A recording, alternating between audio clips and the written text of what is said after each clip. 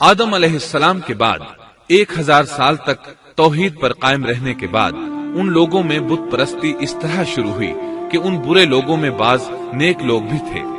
یہ برے لوگ ان نیک لوگوں سے بہت محبت کرتے تھے اور ان سے تقرب حاصل کرتے تھے، ان کی شان میں بہت مبالغہ کرتے تھے، جیسا کہ آج کل بعض لوگ علماء اور صالحین کی مدح سرائی میں زمین و آسمان کے قلابے ملاتے ہیں۔ یہی چیز بعد میں شرک کا ذریعہ بنی۔ امام بخاری رحمت اللہ علیہ نے سورہ نوح آیت 23 میں اللہ کے فرمان اور انہوں نے کہا کہ ہرگز اپنے معبودوں کو نہ چھوڑنا اور نہ ود اور سوا اور یغوث اور یعوق اور نصر کو چھوڑنا کی تفسیر کرتے ہوئے ابن عباس رضی اللہ عنہما سے روایت کی ہے۔ وہ فرماتے ہیں کہ یہ نوح علیہ السلام کی قوم کے بعض نیک آدمیوں کے نام ہیں۔ جب وہ فوت ہو گئے تو شیطان نے ان کی قوم کے دل میں یہ بات ڈال دی کہ جہاں وہ حضرات بیٹھا کرتے تھے وہاں ان کے بت بنا کر رکھ دو اور ان کو وہی نام دو جو ان بزرگوں کے تھے۔ انہوں نے ایسا ہی کیا اور پتھر کے بت بنا کر ان کے نام ان بزرگوں والے رکھ دیے۔ اس وقت تو بتوں کی پوجا نہ ہوئی، لیکن جب یہ لوگ فوت ہو گئے اور علم مٹ گیا تب ان کی پوجا ہونے لگی۔ ابن عباس رضی اللہ عنہما فرماتے ہیں نوح علیہ السلام کی قوم کے یہی بت بعد میں عرب میں پوجے گئے اور اللہ تعالی کے فرمان کا یہی مطلب ہے، یعنی ان نیک بزرگوں کے بت بنا لیے گئے اور آہستہ آہستہ ان کی پوجا شروع کر دی گئی اور سب لوگوں نے ایک اللہ کی عبادت سے انکار کر دیا۔ نوح علیہ السلام اکیلے اس دنیا میں موحد اور توحید پرست باقی رہ گئے۔ نوح علیہ السلام کا نسب کچھ یوں ہے: نوح بن لامک بن متو شلح بن ادریس۔ اس طرح ادریس علیہ السلام ان کے پردادا ہوئے۔ اس وقت لوگوں کی عمریں بہت طویل ہوتی تھی، اس لیے ہم کہہ سکتے ہیں کہ ادریس علیہ السلام کئی 100 سال زندہ رہے اور نوح علیہ السلام 1000 سال سے بھی زیادہ عرصہ زندہ رہے۔ عمریں لمبی ہونے کی وجہ سے ادریس علیہ السلام اور نوح علیہ السلام کے درمیان کافی مدت بنتی ہے، اور اسی مدت کے دوران کفر و شرک نے زور پکڑا اور بتوں کی عبادت شروع ہو گئی۔ تب اللہ تعالیٰ نے نوح علیہ السلام کو زمین میں مبعوث فرمایا۔ ابن عباس رضی اللہ عنہما سے روایت ہے کہ نبی صلی اللہ علیہ وسلم نے فرمایا آدم علیہ السلام اور نوح علیہ السلام کے درمیان 10 قرن تھے۔ ایک قرن 100 سال کا ہوتا ہے۔ آدم علیہ السلام کے 1000 سال بعد تک لوگ توحید پر قائم رہے، پھر آہستہ آہستہ شیطان نے انہیں شرک کے راستے پر ڈال دیا۔ شرک عام ہو گیا، ایک اللہ کی عبادت بالکل ختم ہو کر رہ گئی۔ تب اللہ نے نوح علیہ السلام کو مبعوث فرمایا۔ انہوں نے اللہ کی طرف دعوت دی، انہوں نے بہت مشقت اٹھائی، جیسا کہ سورہ نوح میں اللہ فرماتے ہیں اللہ تعالیٰ بخشش اور رحم کرنے والے کے نام سے شروع کرتا ہوں۔ یقیناً ہم نے نوح کو ان کی قوم کی طرف بھیجا کہ اپنی قوم کو ڈراؤ اور خبردار کر دو، اس سے پہلے کہ ان کے پاس دردناک عذاب آ جائے۔ نوح نے کہا اے میری قوم، میں تمہیں صاف صاف ڈرانے والا ہوں کہ تم اللہ کی عبادت کرو اور اس سے ڈرا کرو اور میرا کہنا مانو، تو وہ تمہارے گناہ بخش دے گا اور تمہیں ایک وقت مقررہ تک چھوڑ دے گا۔ یقیناً اللہ کا وعدہ جب آ جاتا ہے تو موقوف نہیں ہوتا، کاش تمہیں سمجھ ہوتی۔ نوح علیہ السلام تبلیغ کے سلسلے میں سخت محنت کرتے، دن رات لوگوں کے گھروں اور ان کے اجتماعات میں جا جا کر انہیں دعوت دیتے۔ آپ انہیں اعلانیہ اور پوشیدہ طور پر دعوت دیتے، یہاں تک کہ دعوت دیتے دیتے انہیں 950 سال گزر گئے، لیکن سوائے چند لوگوں کے کوئی ایمان نہ لایا۔ تب انہوں نے اللہ سے دعا کی اے میرے اللہ، میں نے اپنی قوم کو دن رات تیری طرف بلایا، لیکن میرے بلانے سے یہ اور زیادہ بھاگنے لگے۔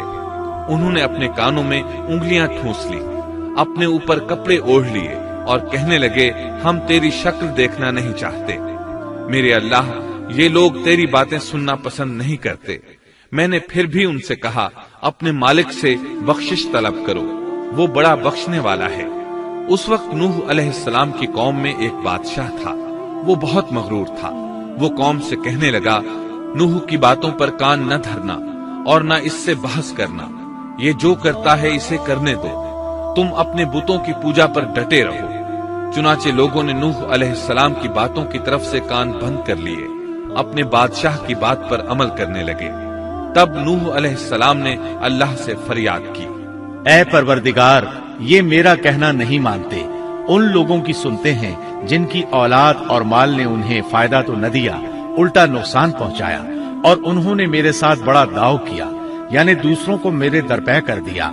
खुद भी मुझे सताने में कोई कसर न छोड़ी, और आपस में एक दूसरे से कहने लगे, अपने देवताओं को न छोड़ना, न वद और न सुआ और न यगूस और न यऊक और न नस्र को छोड़ना। इन लोगों ने बहुत से लोगों को गुमराह कर डाला, और परवरदिगार तू ऐसा कर कि ये जालिम और ज्यादा गुमराह हो। इस तरह नूह अलैहिस्सलाम ने 950 साल दिन रात लोगों को अल्लाह की तरफ बुलाया, लेकिन इतने तवील अरसा में सिर्फ 80 के करीब लोग मुसलमान हुए, और उन ईमानदारों की अक्सरियत फुकरा, मसाकीन, नातवा और गुलाम किस्म के लोगों पर मुश्तमिल थी, जिनकी मुआशरे में कोई हैसियत नहीं होती। मुश्किल से 10 ईमानदार ऐसे होंगे जो शरफ व जाह के मालिक होंगे। चुनाचे नूह अलैहिस्सलाम के मगरूर सरदारों ने जब इस सूरत हाल को देखा तो इकट्ठे होकर नूह अलैहिस्सलाम के पास आए और कहने लगे, ए नूह, हम चाहते हैं तेरी बातें सुने और लोगों को भी तेरी बातें सुनने की तरगीब दें और सब तुझ पर ईमान ले आए। लेकिन इससे पहले हमारी एक शर्त है, ये कि आपके हलके में जो ये जलील और हकीर लोग आ गए हैं, इन्हें धक्के देकर अपने पास से निकाल दे, इसलिए कि हम अपनी कौम के सरदार, चौधरी और मकाम व मर्तबे वाले लोग हैं। इसलिए हम इन फकीर लोगों के पास नहीं बैठ सकते। अगर आप इन्हें निकाल देते हैं तो हम ईमान ले आएंगे। अल्लाह ताला ने नूह अलैहिस्सलाम की कौम के इन सरदारों की तरदीद सूरह हूद आयात 27 ता 31 में की है। अल्लाह ताला फरमाते हैं, काफिर सरदार नूह से कहने लगे, हम तो यही देखते हैं कि तू हमारी तरह एक आदमी है, और ये भी देखते हैं कि सिर्फ उन लोगों ने तेरी पैरवी की है जो हम में रजील हैं, वो भी ऊपर की अक्ल से, और हम तो तुम्हें किसी बात में अपने से ज्यादा नहीं पाते, बल्कि तुम्हें झूठा ख्याल करते हैं। नूह ने कहा, ऐ सरदारो, बतलाओ तो सही, अगर मैं अपने रब की तरफ से जो दलील आई है उस पर कायम हुआ और उसने अपनी मेहरबानी से मुझे सरफराज किया और तुमसे वो छुपी रही, तो क्या जबरदस्ती मैं उसे तुम्हारे सर मंड दूंगा, हालांकि तुम इससे बेजार हो। मेरी कौम वालों, मैं तुमसे इस पर कोई माल नहीं मांगता, मेरा सवाब तो सिर्फ अल्लाह ताला के यहाँ है। न मैं ईमानदारों को अपने पास से निकाल सकता हूँ, उन्हें अपने रब से मिलना है, लेकिन मैं देखता हूँ कि तुम लोग जहालत की बात कर रहे हो। मेरी कौम के लोगों, अगर मैं इन मोमिनों को अपने पास से निकाल दूं, तो अल्लाह के मुकाबले में मेरी मदद कौन कर सकता है? क्या तुम कुछ भी गौर व फिक्र नहीं करते? मैं तुमसे ये नहीं कहता कि मेरे पास अल्लाह के खजाने हैं, और मैं गैब का इल्म भी नहीं रखता। न मैं ये कहता हूँ कि मैं कोई फरिश्ता हूँ, न मेरा ये कौल है कि जिन पर तुम्हारी निगाहें जिल्लत से पड़ रही हैं, अल्लाह ताला उन्हें कोई नेमत देगा ही नहीं। उनके दिल में जो है अल्लाह उसे बखूबी जानता है। अगर मैं ऐसी बात कहूँ तो यकीनन मेरा शुमार जालिमों में से होगा। इस पर नूह अलैहिस्सलाम की कौम और अकड़ गई और वो कहने लगे, ए नूह, बस बहुत हो गया, तूने हमें बहुत डरा धमका दिया। अब अगर तू सच्चा है तो जिस चीज का वादा तू हमसे करता था उसको ले आ। नूह अलैहिस्सलाम ने उनकी बात सुनकर कहा, अजाब लाना तो अल्लाह का काम है, अल्लाह को कोई आजिज नहीं कर सकता, और जब उसका अजाब आ जाएगा तो कोई भाग नहीं सकेगा। इसके बाद नूह अलैहिस्सलाम की कौम का उनसे आमना सामना हुआ तो उन्होंने उनसे कहा, ऐ मेरी कौम, अगर तुम पर यह गिरां गुजरता है कि मैं तुम में रहता हूँ और तुम्हें अल्लाह की बातें सुना रहा हूँ, तुम इससे चिढ़ते हो और मुझे नुकसान पहुँचाने के दरपे रहते हो, तो सुनो, मैं साफ कहता हूँ, मुझे तुम्हारा कोई खौफ नहीं, तुम्हारी कोई परवाह नहीं। तुमसे जो हो सके कर गुजरो, मेरा जो बिगाड़ सकते हो बिगाड़ लो। तुम अपने शरीकों और झूठे माबूदों को भी बुला लो और मिलजुल कर मशवरे करके बात खोलकर पूरी कुव्वत के साथ मुझ पर हमला करो। तुम्हें कसम है, तुम मेरा जो बिगाड़ सकते हो बिगाड़ लो, इसमें कोई कसर उठा न रखो। मुझे बिल्कुल मोहलत न दो, अचानक मुझे घेर लो। मैं बिल्कुल बेखौफ हूँ, इसलिए कि तुम्हारे रास्ते को मैं बातिल जानता हूँ। मैं हक पर हूँ, हक का साथी अल्लाह होता है। मेरा भरोसा उसी अजीम जात पर है, मुझे उसकी कुदरत की बड़ाई मालूम है। नूह अलैहिस्सलाम ने वाज़ेह अल्फाज में अपनी कौम को चैलेंज दिया, लेकिन किसी में ताकत न हुई कि वो नूह अलैहिस्सलाम का मुकाबला कर सके। चुनाचे कहने लगे, इसे छोड़ दो, ये मजनून और बेवकूफ है, नऊज़ु बिल्लाह। बहरहाल मामला इसी तर्ज पर चलता रहा, यहाँ तक के साल हर साल गुजर गए, लेकिन कोई मुसलमान न हुआ। फिर पहाड़ पर रहने वाले लोग रोज बरोज बुराई में तरक्की करते चले गए, और जो लोग शुरू में ईमान लाए थे उनके अलावा और कोई शख्स ईमान न लाया। नूह अलैहिस्सलाम उन्हें मुसलसल दावत देते रहे, मगर बेअसर।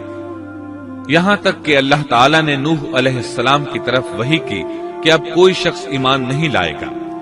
अल्लाह ताला सूरह हूद में फरमाते हैं, नूह की तरफ वही की गई कि आपकी कौम में से जो ईमान ला चुके हैं उनके सिवा और कोई अब ईमान नहीं लाएगा, बस आप उनके कामों पर गमगीन न हो। मतलब ये था कि आप गम न करें, अल्लाह का हुक्म अब पूरा होने वाला है। गौर फरमाएं, नूह अलैहिस्सलाम के जज्बे को देखिए। मुसलसल 950 साल तक दावत देते रहे, लोग उन्हें झुठलाते रहे, लेकिन फिर भी उनसे नाउमीद न हुए। अब जबकि अल्लाह की तरफ से वही आ गई कि उनमें से और कोई ईमान नहीं लाएगा और किसी में ताकत नहीं कि उन्हें हिदायत अता फरमाए, तो नूह अलैहिस्सलाम नाउमीद हो गए और उन्होंने अपनी कौम पर बद्दुआ की। इसका जिक्र अल्लाह ताला ने सूरह नूह आयत 26-28 में किया है। नूह ने कहा, ऐ मेरे परवरदिगार, तू रूए जमीन पर किसी काफिर को रहने सहने वाला न छोड़। अगर तू इन्हें छोड़ेगा तो ये यकीनन तेरे और बंदों को भी गुमराह कर देंगे, और इनके यहाँ जो औलाद होगी वो भी बदकार नाशुक्रे होंगे। ऐ मेरे परवरदिगार, तू मुझे और मेरे माँ बाप को और जो भी ईमानदार होकर मेरे घर आए और तमाम मोमिन मर्दों और औरतों को बख्श दे, और काफिरों को सिवाय हलाकत के और कुछ न दे। अल्लाह ताला फरमाते हैं कि जब नूह अलैहिस्सलाम ने हमें मदद के लिए पुकारा तो फिर हमने उसकी मदद की और उसे एक बड़ी कश्ती बनाने की वही की। लेकिन नूह अलैहिस्सलाम नहीं जानते थे कि वो इतनी बड़ी कश्ती कैसे बनाए, और न ही वो बढ़ई थे कि इस काम से वाकिफ होते। इसलिए अल्लाह ताला ने उनकी तरफ ये वही की कि हमारी आंखों के सामने और हमारी वही के मुताबिक एक कश्ती तैयार करो। अल्लाह ने वही के जरिए उनकी रहनुमाई की कि वो इस तरह करें, और मजीद तालीम के लिए जिब्राईल अलैहिस्सलाम को भेज दिया। वो उन्हें बतलाते गए कि इस तरह कश्ती तैयार करो। नूह अलैहिस्सलाम एक पहाड़ पर रहते थे, उनके इर्द गिर्द दरख्त नहीं थे, न पानी था। चुनाचे उन्होंने बहुत से दरख्त उगाए, फिर उनको काटा और पहाड़ पर बैठकर कश्ती तैयार करते रहे।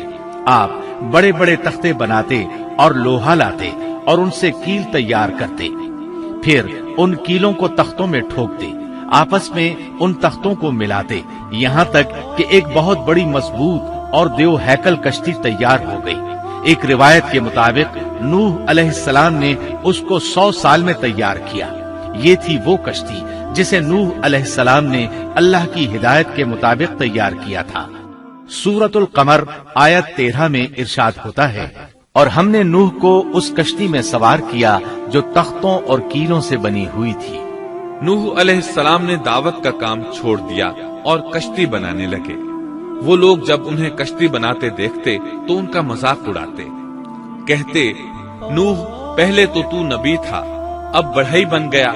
मजीद कहते, ये कैसा मजनून है कि पहाड़ पर कश्ती बना रहा है। ताज्जुब है इस पर। अल्लाह ने उन काफिरों के मजाक का जिक्र सूरह हूद आयत 38 और 39 में किया है। नूह कश्ती बनाने लगे, उसकी कौम की जो जमात उसके पास से गुजरती वो उसका मजाक उड़ाती। वो कहते, अगर तुम हमारा मजाक उड़ाते हो तो हम भी तुम पर एक दिन हंसेंगे जैसे तुम मस्खरापन कर रहे हो। तुम्हें बहुत जल्द मालूम हो जाएगा कि किस पर अजाब आता है, जो उसे रुस्वा करे और उस पर हमेशा का अजाब उतर आए। इस कश्ती का हुलिया इब्ने अब्बास रज़ियल्लाहु अन्हुमा से एक रिवायत में यूं आया है। वो बयान करते हैं कि नूह अलैहिस्सलाम ने पहाड़ पर एक कश्ती तैयार की और उसे तारकोल से लथपथ किया। उसी वक्त से तारकोल का ज़ुहूर हुआ। इस कश्ती का तूल 300 गज, ऊंचाई 30 गज और अर्ज 50 गज था। एक अंदाजे के मुताबिक اس کا طول 1 کلومیٹر سے زیادہ تھا اور اس کی بلندی اور گہرائی کے بارے میں کہا گیا ہے کہ 30 ہاتھ تھی، اور یہ کشتی عام کشتیوں کی طرح اوپر سے کھلی ہوئی نہیں تھی، بلکہ جس طرح اس کو نیچے سے بند کیا گیا تھا اسی طرح اوپر سے بھی بند کیا گیا تھا، تاکہ اوپر سے جو بارش برسے وہ انہیں نقصان نہ دے، اور جس طرح نیچے والے غرق ہونے سے محفوظ رہیں اسی طرح اوپر والے بھی محفوظ رہیں۔ گویا وہ ایک گیند کی مانند تھی۔ اس میں الگ الگ 3 درجے بنائے گئے تھے، ہر درجے میں ایک دروازہ تھا، اور یہ 3 دروازے اس طرح تھے کہ ہر دروازے کے اوپر ایک دروازہ تھا۔ یہ اس کشتی کا حلیہ تھا جس کے راوی ابن عباس رضی اللہ عنہما ہے۔ یہ کشتی آج بھی موجود ہے۔ اللہ تعالیٰ نے اس کشتی کو بطور عبرت اور نشانی کے باقی رکھا ہے، جیسا کہ اللہ تعالیٰ فرماتے ہیں، اور بے شک ہم نے اس واقعے کو نشانی بنا کر باقی رکھا، پس ہے کوئی نصیحت حاصل کرنے والا۔ اس صدی میں علماء کے ایک گروہ نے اس کشتی کو ترکی کے ایک پہاڑ پر پا لیا ہے۔ اب وہ 2 ٹکڑوں میں تقسیم ہو چکی ہے۔ اس کا حلیہ وہی تھا جو بیان ہوا۔ اللہ کا فرمان سچا ثابت ہو گیا کہ ہم نے اس کو نشانی بنا کر باقی رکھا ہے۔ اس کے بعد طوفان آیا۔ اللہ تعالیٰ نے نوح علیہ السلام کو اس طوفان کے ظہور کی ایک نشانی اور علامت بتلائی تھی۔ نوح علیہ السلام کے گھر میں ایک تنور تھا۔ اللہ نے فرمایا، جب یہ تنور جوش مارنے لگے اور پانی اس سے ابلنے لگے تو سمجھ لینا اللہ کا وعدہ آ گیا۔ چنانچہ اس وقت مومنوں کو اور اپنے اہل و عیال کو اور زمین پر بسنے والے تمام جانوروں کا جوڑا جوڑا اس کشتی میں سوار کر لینا۔ تنور سے کیا مراد ہے، اس کے متعلق مفسرین میں اختلاف ہے۔ بعض کہتے ہیں کہ اس سے مراد ایک چشمہ ہے جو زمین سے نکلتا ہے، لیکن راجح روایات کے مطابق اس سے مراد معروف تنور ہے جس میں آگ جلا کر روٹیاں پکائی جاتی ہیں۔ یہ تنور نوح علیہ السلام کے گھر میں تھا، اور اسی کو اللہ نے طوفان کے آنے کی علامت بتایا اور فرمایا کہ جب یہ پھوٹ پڑے اس وقت ہر چیز کا جوڑا جوڑا کشتی پر سوار کر لینا۔ اللہ تعالیٰ سورہ ہود آیت 40 میں فرماتے ہیں، یہاں تک کہ جب ہمارا حکم آ پہنچا اور تنور ابلنے لگا، ہم نے کہا اس کشتی میں ہر قسم کے جوڑے دوہرے سوار کر لیں، اور اپنے گھر کے لوگوں کو بھی سوائے ان کے جن پر پہلے سے بات پڑ چکی ہے، اور سب ایمان والوں کو بھی۔ اس کے ساتھ ایمان لانے والے بہت ہی کم تھے۔ کشتی میں سوار ہونے والوں کی تعداد 80 بتائی جاتی ہے۔ چنانچہ جب تنور جوش مارنے لگا تو نوح علیہ السلام کشتی میں سوار ہو گئے۔ کشتی ان کی بستی میں لوگوں سے دور پہاڑ پر تھی۔ اللہ کی قدرت کہ تمام قسم کے جانور بھی کشتی کے پاس آ گئے۔ نوح علیہ السلام نے انہیں بھی سوار کر لیا۔ اللہ تعالیٰ سورۃ القمر آیات 11 اور 12 میں فرماتے ہیں، پس ہم نے آسمان کے دروازوں کو زور کی بارش سے کھول دیا اور زمین کے چشموں کو جاری کر دیا، پس اس کام پر جو پانی مقرر کیا گیا تھا خوب جمع ہو گیا۔ آسمان سے نازل ہونے والا اور زمین سے نکلنے والا پانی کتنا تھا اس کا اندازہ اللہ ہی کو ہے۔ بہرحال اس پانی نے زمین پر رہنے والے انسان، چوپائے، حیوانات، غرض ہر چیز کو غرق کر دیا۔ اس بارے میں اللہ فرماتے ہیں، نوح نے اپنی قوم سے تنگ آ کر ہمارے حضور دعا کی، ہم تو ہیں ہی بہترین طور پر دعاؤں کے قبول کرنے والے۔ فوراً ان کی دعا قبول کر لی اور اس تکلیف اور ایذا سے انہیں بچا لیا جو انہیں کفار سے روزمرہ پہنچ رہی تھی، اور ان کی اولاد کو ہم نے باقی رہنے والی بنا دیا، یعنی انہی کی اولاد سے پھر سے دنیا آباد ہوئی، کیونکہ صرف وہی لوگ بچے تھے جو کشتی پر سوار تھے، اور ہم نے ان کا ذکر خیر پچھلوں میں باقی رکھا۔ نوح علیہ السلام پر تمام جہانوں میں سلام ہو۔ ہم نیکی کرنے والوں کو اسی طرح بدلے دیتے ہیں، وہ ہمارے ایماندار بندوں میں سے تھا، پھر ہم نے باقی سب کو غرق کر دیا۔ اللہ مزید فرماتے ہیں، جب پانی میں طغیانی آ گئی تو اس وقت ہم نے تمہیں کشتی میں چڑھا لیا تاکہ اس کو تمہارے لیے نصیحت اور یادگار بنا دیں، تاکہ یاد رکھنے والے کان اس کو یاد رکھیں۔ یعنی پانی اتنا زیادہ ہو گیا کہ اس سے تمام شہر، بستیاں، انسان اور جانور غرق ہو گئے، یہاں تک کہ پانی بلند پہاڑوں سے بھی اونچا ہو گیا، اور اتنے بلند پانی پر یہ کشتی نوح علیہ السلام اور ان کے ساتھیوں کو اپنے دامن میں سمیٹے اللہ کے حکم سے اور اس کی حفاظت میں पहाड़ की तरह रवां दवां थी, वरना इतने तूफानी पानी में कश्ती की हैसियत ही क्या होती है। नूह अलैहिस्सलाम कश्ती में सवार हुए और उन्होंने अपने साथियों को हुक्म दिया कि वो ये दुआ पढ़ें। अल्लाह ही के नाम से इस कश्ती का चलना और ठहरना है, यकीनन मेरा पालने वाला बड़ी बख्शिश और रहम वाला है। यही अल्लाह का हुक्म आपको था कि जब तुम और तुम्हारे साथी ठीक तरह बैठ जाओ तो कहना, सब तारीफ अल्लाह ही के लिए है जिसने हमें जालिम लोगों से नजात अता फरमाई, और कहना कि ऐ मेरे रब मुझे बाबरकत उतारना और तू ही बेहतर उतारने वाला है। अल्लाह ताला नूह अलैहिस्सलाम को नसीहत कर रहे हैं कि अल्लाह आपको और आपके अहल को नजात अता फरमाएंगे। कश्ती में नूह अलैहिस्सलाम के काफिर बेटे के अलावा तमाम घर वाले सवार थे। आपके काफिर बेटे का नाम कनआन था। वो एक तरफ खड़ा था। नूह अलैहिस्सलाम ने उसे पुकारा, मेरे बेटे इस कश्ती में आ जा और काफिरों का साथी न बन। लेकिन उस बदबख्त ने कहा, मैं अभी किसी पहाड़ की चोटी पर पनाह ले लूंगा जो मुझे इस पानी से बचाएगी। नूह अलैहिस्सलाम ने कहा, आज अल्लाह के हुक्म से कोई बचाने वाला नहीं मगर वही जिस पर अल्लाह रहम करे। बाप और बेटे के दरमियान ये गुफ्तगू जारी थी कि एक तूफानी मौज ने उसे अपनी जद में ले लिया और उसे गर्क कर दिया। नूह अलैहिस्सलाम से अल्लाह ने वादा कर रखा था कि अल्लाह ताला उसके अहल को नजात अता फरमाएगा। चुनाचे जब आपकी आंखों के सामने आपका बेटा गर्क हो गया तो वो पुकार उठे, ऐ अल्लाह, मेरा बेटा मेरे घर वालों में से था और तूने मुझसे वादा किया था कि मेरे घर वालों को नजात अता फरमाएगा, और तू तमाम हाकिमों से बेहतर हाकिम है, लिहाजा नामुमकिन है कि तेरा वादा पूरा न हो। वाज़ेह हो कि नूह अलैहिस्सलाम का अपने बेटे के बारे में बात करना बतौर इस्तिफसार था, बतौर बहस नहीं था। आप वजाहत चाहते थे। अल्लाह ताला ने फरमाया, ए नूह, वो तेरे अहल से नहीं था क्योंकि वो काफिर था। कुफ्र नसब को खत्म कर देता है। एक मोमिन का दूसरे मोमिन से ताल्लुक एक मुसलमान भाई के काफिर भाई से ताल्लुक से ज्यादा बड़ा है, और हकीकी अखुवत वो है जिसकी बुनियाद ईमान पर हो। कुफ्र तो नसबी ताल्लुक को काट देता है। इसलिए अल्लाह ने ये नहीं फरमाया कि वो काफिर है, बल्कि ये फरमाया कि वो तेरे अहल से नहीं है। हमारे लिए भी यही हुक्म है, किसी मोमिन का काफिर के साथ रिश्ता नहीं हो सकता। इसके साथ अल्लाह ने नूह अलैहिस्सलाम को नसीहत फरमाई कि आप हरगिज वो चीज न मांगे जिसका आपको मुतलकन इल्म ही न हो, और हम आपको नसीहत करते हैं कि जाहिलों में अपना शुमार कराने से बाज रहें। जब नूह अलैहिस्सलाम ये बात जान गए कि उनका सवाल वाकई के मुताबिक नहीं था, तो फौरन उससे रुजू कर लिया और अल्लाह ताला से उसकी रहमत और मग़फ़िरत के तालिब हुए। इस मौके पर उन्होंने दुआ की। नूह अलैहिस्सलाम ने कहा, ऐ मेरे परवरदिगार, मैं तेरी ही पनाह चाहता हूँ इस बात से कि तुझसे वो मांगू जिसका मुझे इल्म ही न हो। अगर तू मुझे न बख्शेगा और तू मुझ पर रहम नहीं करेगा तो मैं खराबी वालों में हो जाऊंगा। ये दुआ उन्होंने मांगी। अपने बेटे के मुतालिक सवाल के अलावा नूह अलैहिस्सलाम ने अल्लाह ताला की कोई नाफरमानी नहीं की और न अपने नफ्स पर किसी नाफरमानी को शुमार किया।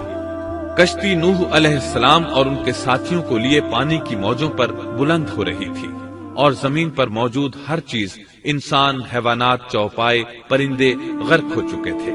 उनमें कोई भी बाकी नहीं बचा था। अगर कोई जिंदा बचा था तो कश्ती वाले। इब्ने अब्बास रजी अल्लाह अन्हुमा से रिवायत है कि नूह अलैहिस्सलाम और उनके साथी 6 माह कश्ती में रहे, और बाज रिवायात में ये भी है कि वो मुहर्रम की 10 तारीख को कश्ती से नीचे उतरे। आखिर अल्लाह के हुक्म से तूफान रुक गया। अल्लाह ने जमीन को हुक्म दिया कि वो तमाम पानी को निगल जाए। जमीन ने सारा पानी निगल लिया। जमीन खुश्क हो गई। अल्लाह ताला सूरह हूद आयत 44 में फरमाते हैं, और फरमा दिया गया कि ऐ जमीन अपने पानी को निगल जा और ऐ आसमान बस कर थम जा। उसी वक्त पानी सुखा दिया गया और काम पूरा कर दिया गया, और कश्ती जूदी नामी पहाड़ पर जा ठहरी, और फरमा दिया गया कि जालिम लोग अल्लाह की रहमत से दूर हैं। कश्ती जूदी पहाड़ पर जाकर ठहर गई। अब उन्हें हुक्म हुआ कि सलामती के साथ कश्ती से उतर आए। आप पर भी बरकत नाजिल होगी और उन कौमों पर भी जो आइंदा आपकी नस्ल से पैदा होंगी। اور آپ کی نسل میں سے کچھ لوگ ایسے بھی ہوں گے جنہیں ہم فائدہ تو ضرور پہنچائیں گے، پھر انہیں ہماری طرف سے دردناک عذاب پہنچے گا۔ بہت سی روایات میں یہ بات مذکور ہے کہ نوح علیہ السلام ایک لمبی مدت یعنی 6 ماہ کشتی میں طوفان تھم جانے کا انتظار کرتے رہے۔ آپ نے طوفان کے حالات معلوم کرنے کے لیے ایک کبوتر بھیجا جو واپس آ گیا۔ اسے پاؤں رکھنے کو جگہ نہ ملی۔ اسے دوبارہ بھیجا گیا تو وہ پھر واپس آ گیا۔ چند دن بعد اسے پھر بھیجا گیا تو وہ اپنی چونچ میں زیتون کی ایک ٹہنی لیے ہوئے تھا۔ اس سے نوح علیہ السلام نے معلوم کر لیا کہ پانی زمین سے کچھ ہی اونچا رہ گیا ہے اور درخت وغیرہ اگ چکے ہیں۔ کچھ دن بعد اسے پھر بھیجا گیا۔ اس مرتبہ وہ واپس لوٹا تو اس کے پاؤں خاک آلود تھے۔ نوح علیہ السلام نے سمجھ لیا کہ طوفان رک گیا اور زمین خشک ہو چکی ہے۔ سیرت کی کتب میں یہ واقعہ موجود ہے۔ اسی کی بنیاد پر سیرت نگاروں کا کہنا ہے کہ کبوتر کا آنا سلامتی کی علامت تھا اور اس کی چونچ میں زیتون کی ٹہنی نوح علیہ السلام کی بادشاہت کی طرف اشارہ تھا۔ اس طرح نوح علیہ السلام زمین پر اتر آئے۔ اس وقت اولاد آدم میں سے کوئی انسان سوائے ان لوگوں کے زندہ نہیں بچا تھا۔ جزیرہ عرب، فلسطین اور ان کے ارد گرد کا علاقہ غرق ہونے سے محفوظ رہا۔ ان کے علاوہ تمام زمین غرق ہوئی تھی۔ سب کے سب طوفان کی نذر ہو گئے۔ صرف نوح علیہ السلام سے اولاد پیدا ہوئی اور زمین میں ان کی اولاد کے علاوہ اور کسی کی نسل باقی نہ رہی۔ اسی وجہ سے نوح علیہ السلام کو آدم ثانی اور ابو البشر ثانی کہا جاتا ہے، کیونکہ تمام کے تمام بشر انہی کی طرف منسوب ہیں۔ سورۃ الصافات آیات 75 تا 77 میں اسی طرف اشارہ ہے۔ اور ہمیں نوح نے پکارا تو دیکھ لو کہ ہم کیسے اچھے دعا قبول کرنے والے ہیں۔ ہم نے اسے اور اس کے فرمانبرداروں کو اس زبردست مصیبت سے بچا لیا۔ اس کی اولاد ہم نے باقی رہنے والی بنا دی۔ ایک دوسرے مقام پر اللہ تعالیٰ دیگر امم اور رسولوں کے متعلق کلام کرتے ہوئے فرماتے ہیں، اے ان لوگوں کی اولاد جنہیں ہم نے نوح کے ساتھ چڑھا لیا تھا، وہ ہمارا بڑا ہی شکر گزار بندہ تھا۔ نوح علیہ السلام کے 3 بیٹے تھے، سام، حام اور یافس۔ سام کی نسل زیادہ تر سفید رنگت کی تھی اور بہت کم لوگ ان میں سیاہ فام تھے، البتہ کچھ ان میں گندمی تھے۔ حام کی اولاد کی اکثریت سیاہ فام تھی، ان میں بہت کم لوگ سفید رنگ کے تھے، اور یافس کی اولاد سرخی مائل رنگ کی تھی۔ عرب اور بنو اسرائیل سام کی اولاد ہیں، تمام حبش حام کی اولاد ہیں، ترک اور مشرقی ایشیا کے لوگ یافس کی اولاد ہیں۔ طوفان کے بعد نوح علیہ السلام اللہ کے بندوں میں 350 سال تک زندہ رہے، اور وہ اللہ کے قول عبدن شکورن کے مصداق تھے۔ پھر نوح علیہ السلام فوت ہو گئے۔ راجح ترین روایات کے مطابق آپ مکہ میں دفن ہوئے۔ ایک دوسری روایت کے مطابق آپ